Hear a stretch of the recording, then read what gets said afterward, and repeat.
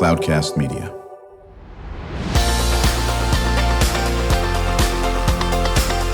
Drew Schlosberg Spotlight on the Community Show, amplifying the voices of social impact organizations, entrepreneurs, local nonprofits, and other community champions who shape the culture, creativity, and connectivity of San Diego. Brought to you by Mission Fed Credit Union, bringing good things to San Diego for over 60 years. Learn more about what is good for you and good for all by visiting www.missionfed.com. I'm Drew Schlosberg of Cloudcast Media, and we are pleased to have a return appearance. Patty McEvoy, she's the Marketing and Community Engagement Coordinator for the San Diego Model Railroad Museum. How you doing there, Patty? I'm doing great. How are you? Good. Joined by my co-host, Kristen Fogel. She is the Executive Director of San Diego Writers, Inc. And did you go up to the museum? You said you did? I've been to the museum, yes. You've been to the museum. What do you like about the museum? I have a son that loves all things technical and loves taking things apart and all. Yeah, so he loves trains, and very good. I love trains because he loves trains. Now, do you have a train set at home? We have several train sets at home. Yes. Oh, very good. What's the mission of the museum? So our mission is to research, collect, preserve, and present the heritage of American railroading, and we do this through our educational programs, through our rotating exhibits and displays, through our toy trains like people have at home, and through all of our scale model exhibits of the California railroads that we have in the museum. So what is the history of American railroading? Not real railroads. Oh, gosh, it's not a toughie right off the model railroads. Have they been in as soon as we started building railroads? So model railroading comes from architecture and building architecture, back before we were able to do computer models of things the way that they would do models of right. So like prototypes essentially? Okay. Yeah. So that was kind of how the hobby started. And railroads are obviously an interest of a lot of people. Sure. So that was how they built the railroads, they built the prototypes, and then it became a hobby within itself. Right. Yeah, I think anybody, probably any age on that aspect of it. I'm not sure if you grew up with this, Kristen, but Lionel, trains had those. And the cool thing is when he poured a little oil in it, and then, of course, the steam would go out. I didn't have one of those yet, but those are so cool. Oh, yeah. You'd set it up, during the holiday season, and then it would drive the parents crazy and say, I'm breaking my neck on your damn railroad. Yeah. Can you move it to a different room over here? It's happening to parents today as well. I can attest to that. I guarantee it is. I know you have a question. I do, yeah. I want to hear more about ales and rails. You were talking about it a little bit last time, but it's fast approaching. So tell us about it. It is, yeah. Ales and Rails is a little over 2 weeks away at the time of recording. We are so excited. It is our big fundraiser of the year. So it is a beer tasting and ugly sweater holiday party. I love it. We have 7 local breweries from all around San Diego that will be there providing the beer tastings. We'll have food. We'll have live jazz music. And all of our exhibits will be operating and running for everyone to see. It's a fantastic time. And it's an evening event. It's 21 and over. Yes. Yeah. Okay. 21 and up. December 16th from 6 to 9:30 p.m. And we do still have a few tickets left. And it's pretty, because I looked on the site to see, I think it's like $40 ahead of time. So, If we come in with the ugliest sweater in the history of the world, do you get in free? You don't get in free, but we do have an ugly sweater contest that we will have toward the end of the night. So you can win some prizes for the ugliest sweater. So the one that Kristen is wearing now, would that qualify? Whoa. Yeah, I knew that was going to get that. People love this sweater. Yeah, I love this one. Oh, man. I just wanted to see it's a gloves out episode. I just wanted to see you go off on this aspect. No, she's got a beautiful sweater. She's got a beautiful sweater. This will be her last co-hosting, I'm sure, for a while in that aspect of it. No, I love it. Yeah. Our hosting relationship is taking a whole new beautiful turn. No, I think that's great. And where are you folks located exactly? We are located on the lower level of the Casa de Balboa in Balboa Park, so right below the Museum of Photography and the History Center. So we're on that lower level. Right. So is this the busier time of the year now that, people, when Chris and I were just talking about it, schools aren't getting out till the 22nd, a little bit later than usual. Of course, they'll be going an extra week into January on this. Is this a busy time for you folks, or is summer busier? Summer's definitely busier, but we do see some pickup around the holidays, even before kids get out of school, just because toy trains and Christmas go so well together. Right. We have our toy trains exhibit up right now, kind of focusing on trains in the holidays and like a beautiful Christmas tree. So we definitely do see some increase in visitation, even now, just because it's just the holidays. Patty, not to put you on the spot, but if you know, do you know which Tuesday of the month is your free resident Tuesday? It is. It's the first Tuesday. It's the first Tuesday. Yeah. Do you ever do that, Drew? Go to the residents free? A long time ago, I used to, because nothing is cooler than those museums in our whole region. And it's not just Balboa Park, as we heard from our friends up in North County as well. But it's a treasure, especially in a consolidated area like Balboa Park. And of course, beginning tonight, this is why Patty will get no sleep, because December nights kicks My husband, too, he's at Fleet Science Center. So he's there from 8 to, 10 at night. Yeah. And and you guys open up at what time? Are the museums open up tomorrow, not till 5, right? I think today it's 5 as well. Both nights it's 5 to 9. So you're going to hightail it back over to the museum and get ready for the onslaught, right? Yep. Is this your first December nights? It's my second. Okay. But this time we'll actually be at the Family Fun Zone.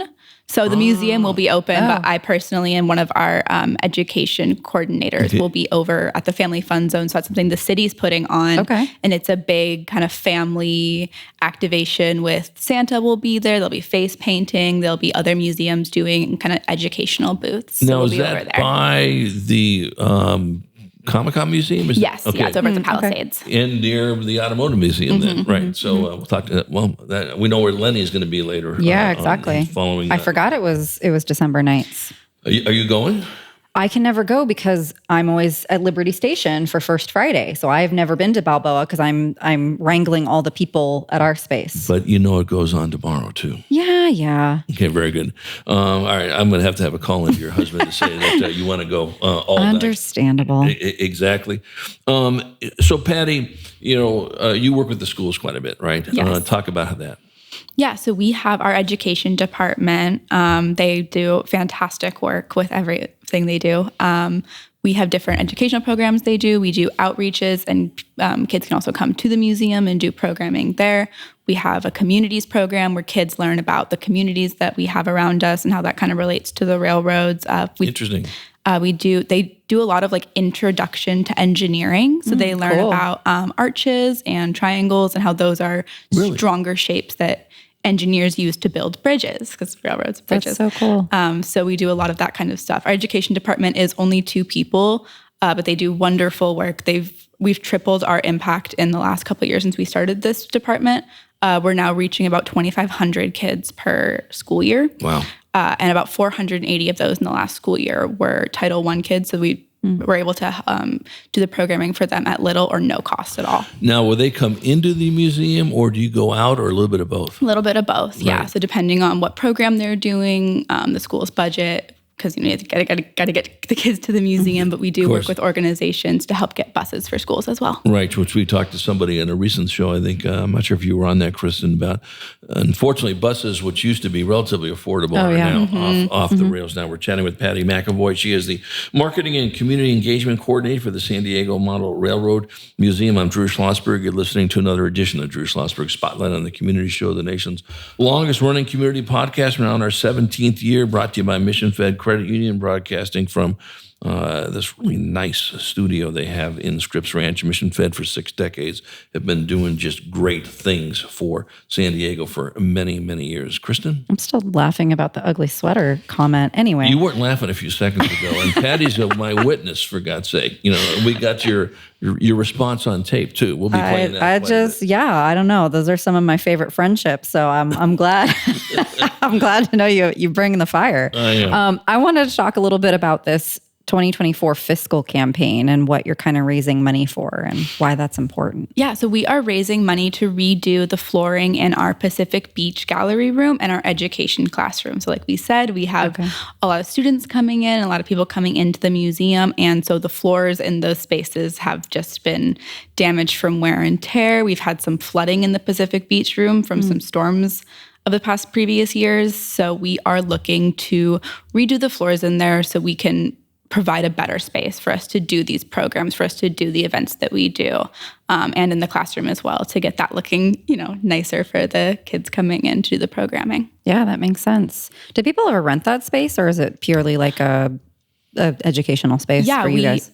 So we do like our family days there. That's where like the hubbub of Ales and Rails will be in that Pacific Beach room. Cool. And then we do birthday party rentals. Ooh. So kids love trains, kids love birthday parties. Yeah. So we do kids' birthday parties there. Those are always a lot of fun. And then we also do like event rentals for like corporate things or conferences and stuff like that too. That'd be fun. Yeah. Do people bring in their own model railroads? Is there a day they say, bring in your model railroad and we'll judge it or something like that? I'm not sure if you have the space for doing that aspect of it. But we know model railroads are just so they're important. So cool. Yeah, I love the idea. We don't have anything like that at the moment, but we do have our resident clubs that are pretty much always looking for new members. So if you look on our website, you can find the clubs and ways to get involved with them. And that's kind of how you get your model trains on the layouts, is through the clubs. It's amazing. I had a friend of mine, Kristen, that I worked with his daughter at the Union Tribune for many, many years. And she goes, hey, Jerry has a model train in our yard. Oh, okay, in our house. And I'm thinking, you got to come and see it. I go, okay. So I'm thinking it's like, whatever. This thing was in a separate addition to the house. And it must have been at least 800 square feet. What? Oh my goodness. It blew me. Well, I'm exaggerating, but not much. And you can see Patty's nodding her head, which is hard to see through the internet. But some of these people have the most elaborate. Absolutely. Have you seen them? I have seen some of our hobbyists, like pictures of their home layouts. But yeah, I mean, even the ones that we have at our museum, our biggest one is 8,700 square feet. And it's like 2 or 3 stories tall, depending on who you ask. But it's at least 2 stories tall. So they're massive, they're intricate. I believe it 100% that it's 800 square feet and amazing. It blew me away. There was my mom lived in Palm Desert, and we always go to the Living Desert for some holiday lights and all that. And they had this whole train set up that was. Are you kidding me? I'm like, how long did it take you to set that thing up? Yeah. And they are just massive. And what I love about it is the intricacy. And Patty knows what I'm talking about. They'll have the little railroad people up there painted, and then there's a little spot over there. There's a dog, and there's someone milking a cow over here. It's more than just the trains that get into this, correct? Absolutely. Yeah. So a big part of it is the scenery. And what I love too is the scenes that they come up with. So obviously, besides the trains, these layouts are relatively stagnant, but the clubs are always working to create these hilarious, like inviting little motifs throughout the museum. So a favorite of mine is the chicken truck scene, as we call it. So there is a truck on one of our layouts, the San Diego and Arizona Eastern, that has a chicken truck that has been overturned, and there are chickens flying everywhere and people running after them. And if you look a little bit down, there is a coyote with a chicken in his mouth and a woman running after it. That's adorable. That is wonderful. So just these little moments of life that they're able to kind of capture and model at such a small scale too. This is, 1 to like 84, I think, in HO. So it's impressive and it's wonderful to see. You can truly spend hours just like walking around finding these little scenes. I still find new ones every time I'm down there. No, you're so spot on. When we come back from break, we're going to chat more with Patty McEvoy, Marketing and Community Engagement Coordinator for San Diego Model Railroad Museum. I'll talk a little bit more about the December 16 Ales and Rails event. I'm Drew Schlosberg. You've been listening to another edition of Drew Schlosberg Spotlight on the Community Show, brought to you by Mission Fed Credit Union, joined by my co-host, Kristen Fogel. She is the Executive Director of San Diego Riders, Inc. We'll be celebrating their 20th anniversary in 2024. We will be right back. When you do your banking with Mission Fed, you get great rates on auto and home loans. That's good for you, but something good also happens for a lot of other people. We're not for profit, so we put money back into the community to help lots of great nonprofits to keep San Diego strong. So you're not just getting something good, you're doing something good. Come to Mission Fed. It's banking that's good for all. Brand amplification is the DNA of Cloudcast Media, and our code is the powerful blending of sound, voice, and storytelling to lift local brands and their communities. Whether it is our Brandcast, Schoolcast, or Causecast platforms, the unifying ethos is all about this community, the one you call home. If you dare to dream and want to explore the brand amplification of Cloudcast, a national leader in local podcasting and other Winfluence strategies, please visit us at cloudcast.us.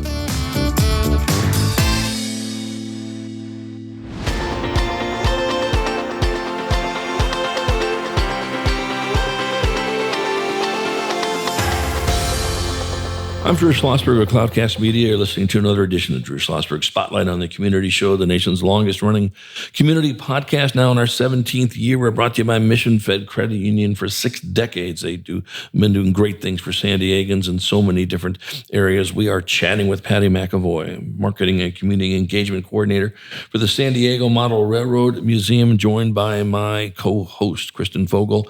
She is the Executive Director of San Diego Writers, Inc. Kristen? You know, while you were talking about all the little intricacies and everything, I had a flashback to 2 summers ago when we were up in Canada and we went to a railroad museum, miniature railroad museum in Victoria, which was super amazing, and we just loved it. How often do you collaborate with these other museums, like across the nation or internationally?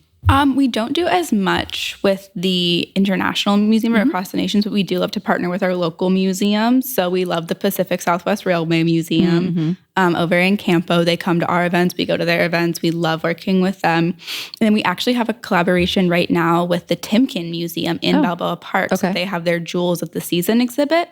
They do the beautiful giant Christmas tree and all of those gorgeous, gorgeous ornaments. And we provide a G-scale LGB locomotive to go around the Christmas tree. Cool. So we have our little steam locomotive over there with some trains, and that's always a fun. I think this was our 6th year doing it. We've been doing it since 2016, and then a break for COVID.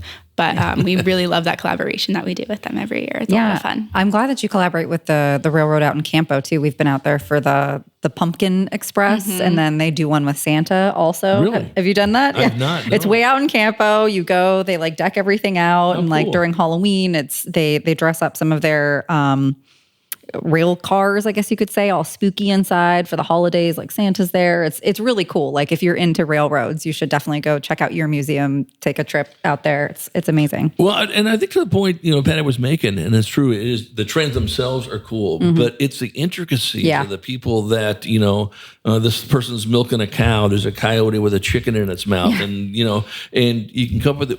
When the kids come into the museum, do they build little model railroad sets at all in scenes? Our education department does summer camps. So that's when we get the kids really building those kind of things. Gotcha. So we do one that's for kind of the younger kids, things like 3rd grade and below, where they build like a 1x2 model little layout that doesn't run. But then the older kids up to like 8th grade will build a working like 4x4 model railroad layout in HO scale. I have to take my son. I gotta go. It sells out every year. So cool. Now, does the museum provide the railroad itself and the locomotive, or do the kids bring it in? We provide all of the materials, and then each kid gets a train car. And we will provide the locomotive, but the kids that come to these things usually have their own and like to bring their own and get to run it on their layout that they made. That's so cool. Well, I think, and to the whole point of all of this is what a great, family, affair on this, or even if you're not a fan, you just come in there. When you're just thinking about model railroads, it puts a smile on your face, Kristen. And there's certain things that are just part of Americana, and that's one of them in this aspect. Well, it's not even Americana too. So like for someone like me who's doing a million different projects and things like that, there's something really like soothing and interesting about getting very like small and tactile and like building those sort of things. It like uses a different piece of your mind. And I don't know, I just think it's I remember like building models with my dad, like it was just a chance to like slow down and, just focus in and everything like that. So. No, all cool on that. I love the fact that you're talking about, Patty. Maybe we can delve a little bit deeper into it. The type of curriculum, it makes all the sense. You need engineers to decide how to build these things and so forth. There's great math in that aspect of it. Do you also, with the students, go into the history of the railroads and what was going on at the time when these were built? Yeah, so we're currently working on a transcontinental railroad lesson plan. So we got a grant recently to develop that. So we're going to teach the kids about, it's still in progress, so I don't have a ton of details on it. Right. But we're going to teach the kids about that kind of history aspect of the railroads and when the Transcontinental Railroad was created. So do you bring in sort of new technology with some of the kids that come in? Is robotics part of it? Do you work with robotics at all? Not as much. We're going to change that. Okay. That'd be great. We'd love that. Well, one of the organizations I work with, and Kristen's familiar with them, is Classroom of the Future Foundation. And we work with the schools and folks that are tied to the schools on a whole variety of stuff, and robotics is one of them, of course, in this aspect of it. I may have a conversation with one of my buddies. He's the Chief Strategy Officer for Ed for Tech, and they work in robotics all over the place. And I think that would be a natural, and getting robotics in some type of an activity. What do you think about that? This is not a podcast now; it's a business meeting. I think it's a great idea. Yeah, I love it. It's always a business meeting. It's true. It's true. We throw some podcast stuff. It's always about connections, getting Kristen to pay money for memberships and all sorts of things. That's right. My job is to keep Kristen busier than she is. Yeah. So she's down to 1 hour a week sleep and all that. Totally. Yeah. Exactly. So, today is December nights, okay? This will be broadcast after December nights, of course, in this aspect of it. But December 15th, talk about the event again. So December 16th, we have 16th, I'm sorry, thank you. We have our Ales and Rails fundraiser. So beer tasting and ugly sweater holiday party. We'll have food. We'll have live jazz music. All of our exhibits will be running, so you can go see all of those. Really take your time and look at everything, because it's not as busy as the museum usually is. Yeah. And it'll be a lot of fun. We have our raffles as well, with donations from all around San Diego County, local businesses, and other museums. And then, of course, the ugly sweater contest. So, Kristen, you do not qualify, unfortunately. Amazing. No, that's a beautiful sweater. Yeah, I'll be hearing about this, I think, probably. Well, absolutely. I do have some good ugly sweaters, though. My husband and I both, every year. That's not one of them. No, you have a pretty sweater. Yeah, I'm just thank teasing it, as you know, on that. Are you running out of space? And there's a big smile on Patty's face. Drew, you got some ideas? Yeah, right. Yeah, we definitely feel the impact of space, as we are, on the bottom floor, and our exhibits are not exactly mobile as they are built into the building. We do have a new Z-scale exhibit coming in, so hopefully sometime at the end of this year, beginning of next year. So Z-scale is the smallest scale. Oh, okay. So I believe it's 1 to 220. So 1 inch on the scale, it's going to be 220 inches in real life. Wow. So it is absolutely tiny. So awesome. we are just How do you build something like that? I have no idea. These must be seriously. surgeons or something. I've seen the people working on it, and they have like special headgear and glasses and tweezers, because it's so and soldering things. There must be. It's above my pay grade. Oh my but we are installing that in the next few months, hopefully. So that's kind of our solution to the lack of space, is just get smaller and smaller so we can fit more in our spaces. That's awesome. No, I think that's terrific. What can our listeners do to support your efforts?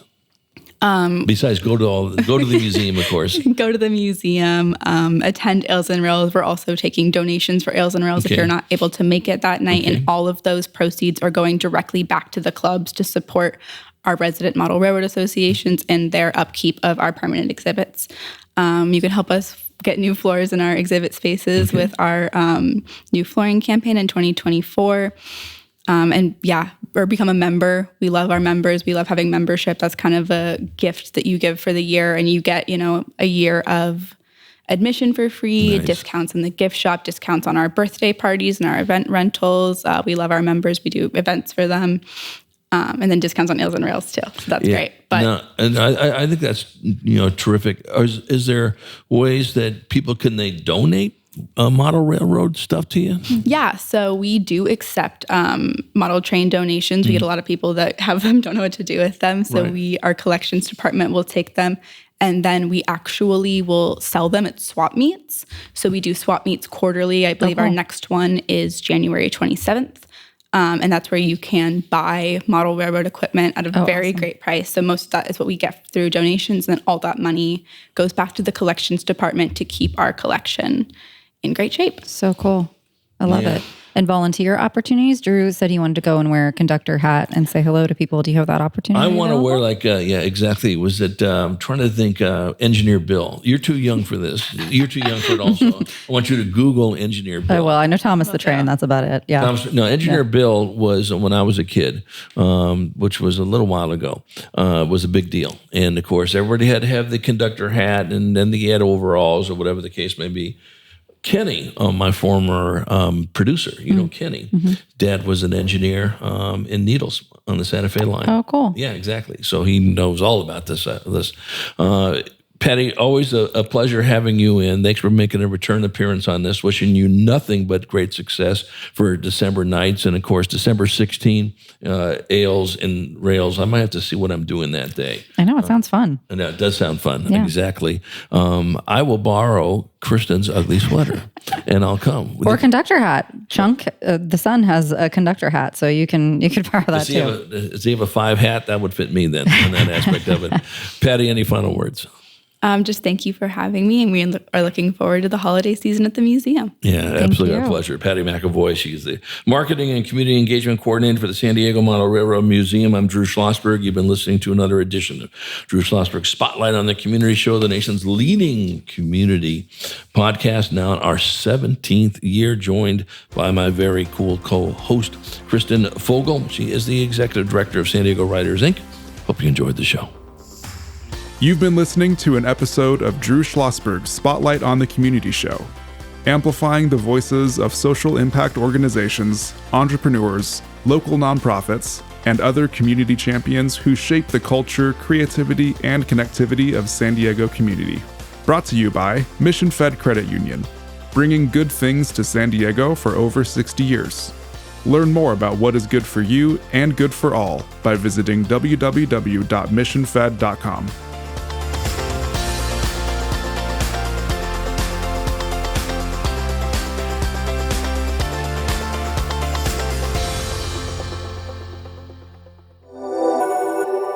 Cloudcast Media.